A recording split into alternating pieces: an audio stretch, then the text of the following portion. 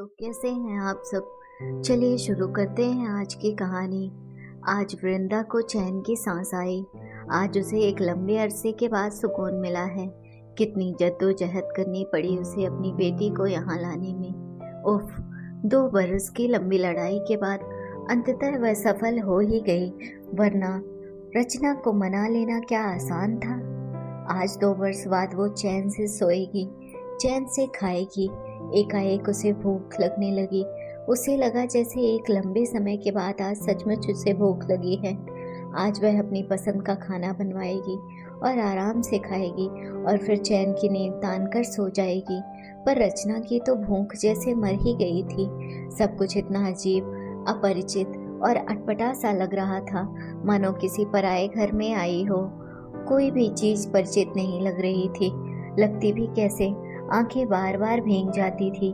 माँ को इसका आभास ना हो, इसलिए आंसुओं को उसने टपकने नहीं दिया। कोरों पर ही पोंछ डाला और अपने कमरे में चली गई। पीहू की आवाज भी उसे अच्छी नहीं लग रही थी, इसलिए सविता को उसे थमा एकांत में अपने पलंग पर लेट गई। वह सोच रही थी कितनी बेबस और निरीह हो गई थी वो। माँ की दलीलों के सामने कुछ भी तो नहीं कह पाई, बस मथती रही अपने आप को।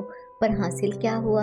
यह जुदाई, यह पराया सा लगने वाला घर, यह घुटन या यह सिसकी जिसे वह निरंतर दबाने का प्रयास कर रही थी, पर कहाँ दबा पाई।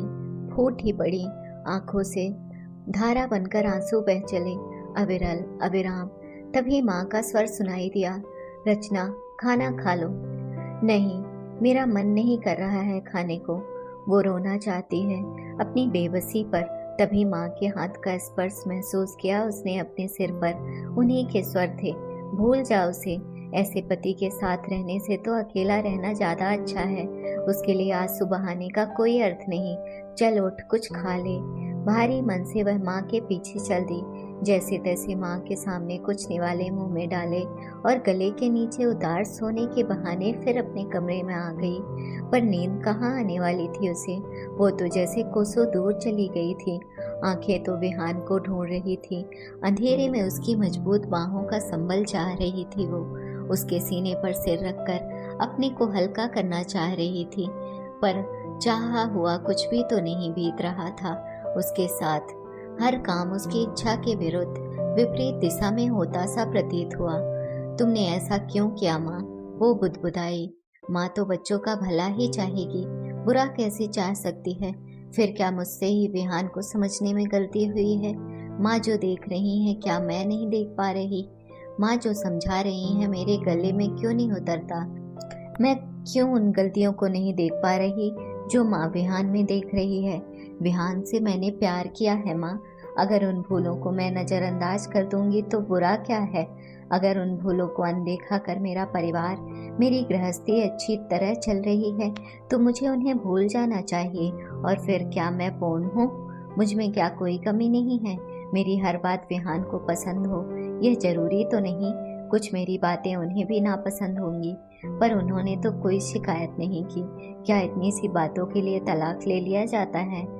यह सब बातें वह माँ के अलग अलग समय पर कई बार कह चुकी है।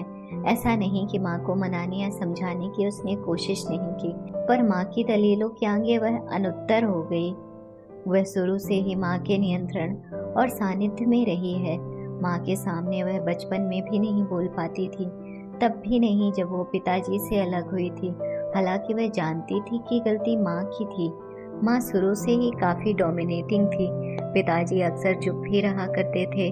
घर में हर काम माँ की इच्छा से होता था।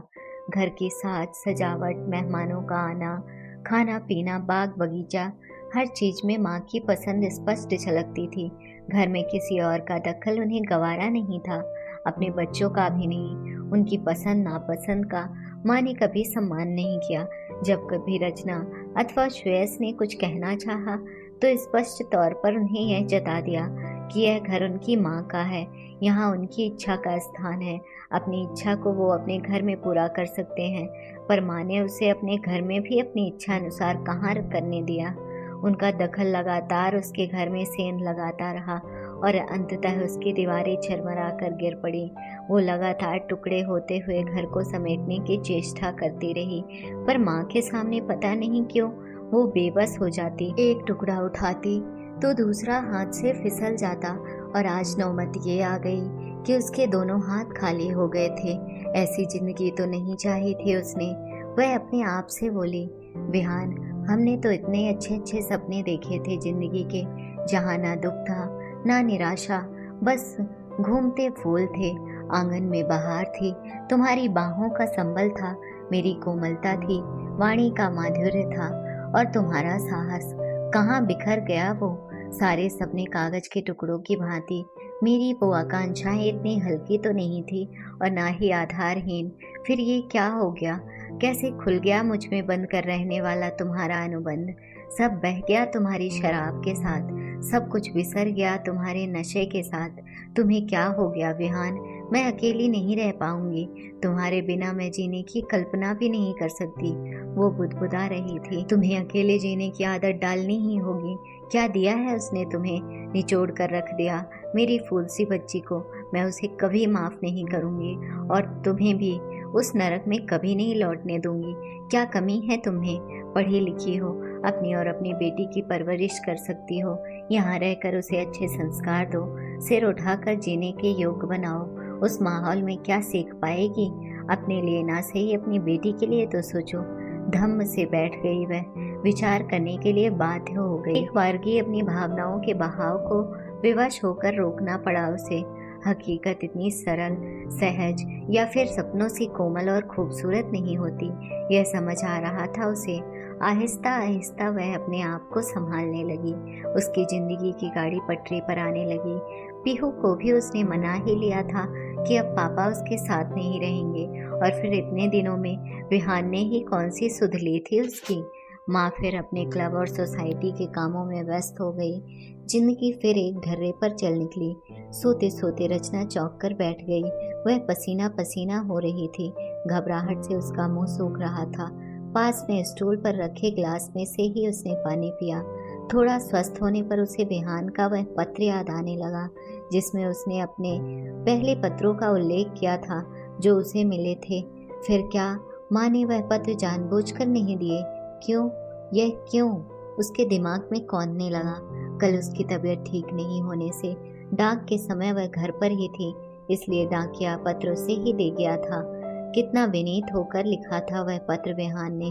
तुम्हारे बिना मैं कैसे जीऊं, ये तो बता दो। मेरे किसी पत्र का जवाब लिखने के लिए तुम्हारे पास वक्त नहीं है। क्या मैं इतना बुरा हूँ? माना मुझ में बहुत सी कमियां हैं। मैं शराब पीता हूँ, पीने के बाद तुम्हें बुरा भला भी कहता हूँ, जो शायद मैं अपने आप को ही कह रहा होता हूँ। मैं घर का ध्यान नहीं रखता, तुम्हारे किसी काम में हाथ नहीं बटाता। मैं टिककर नौकरी नहीं कर पाता, तुम्हारी नौकरी पर बड़े बड़े शौक पालता हूँ।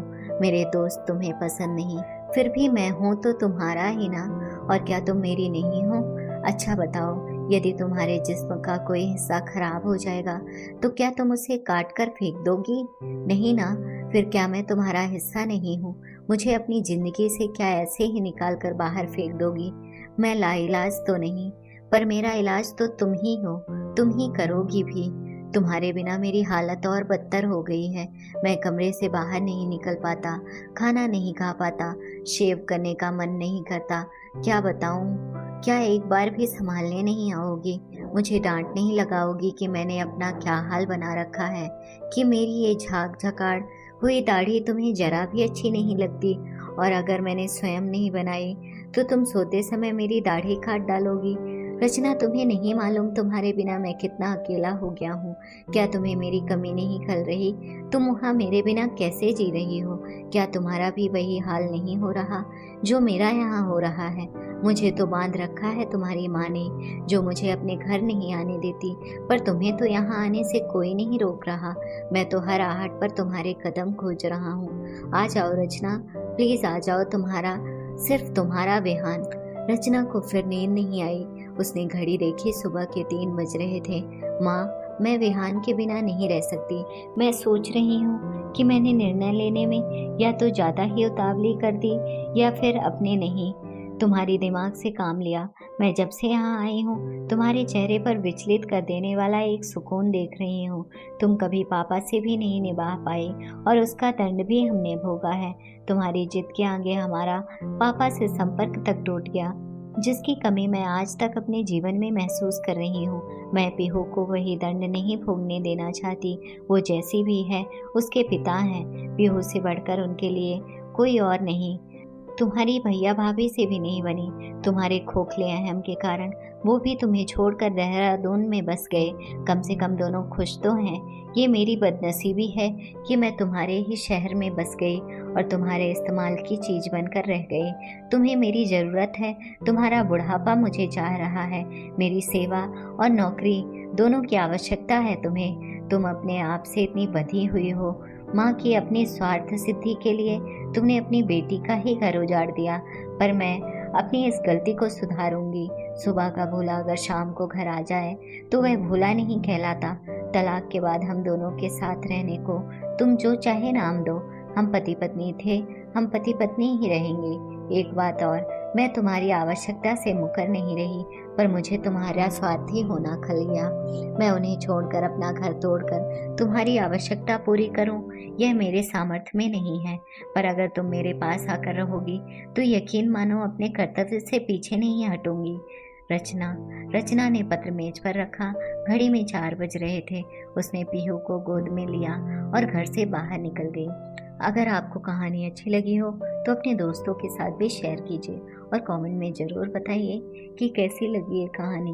और हाँ, चैनल को सब्सक्राइब करना ना भूलें। धन्यवाद।